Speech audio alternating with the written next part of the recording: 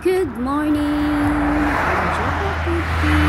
Ayan, tayo po ay mag-walking today dahil napakaganda ng araw at habang may araw pa, maglakad-lakad na tayo, kaya go!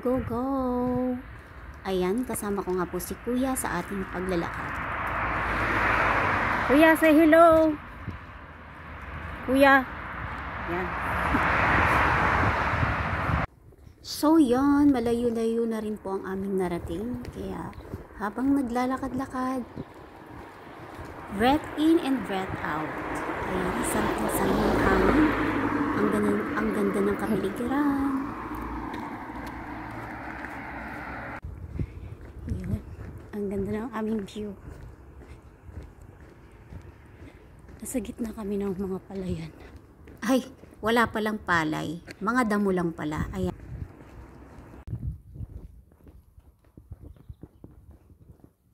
Flowers started to bloom kasi po primavera na po dito sa Italy or spring, kaya namumulaklak na ang mga puno.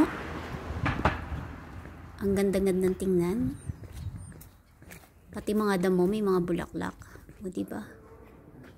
At dahil Palm Sunday po today, kaya dumaan muna kami ni Kuya sa simbahan bago kami umuwi, saying a little prayer. Ayan. At kumuha din kami ng olivo dahil hindi namin naabutan yung misa, kaya kumuha na lang kami sa gilid ng simbahan. Meron po talaga silang mga itinira para sa mga gusto. Ayan, may nakita kaming mga kumukuha, kaya nakihalubilo na kami para pagkuha ng olivo. So yun.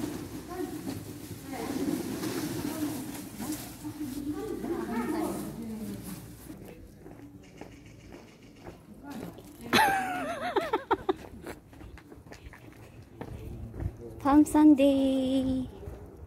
It's Palm Sunday today. Kumuha tayo ng konting oliba dahil dito sa Italy, oliba siya, hindi siya palm. Ayan. Okay, let's go home. Our walking for today is done. Successfully done with Kuya.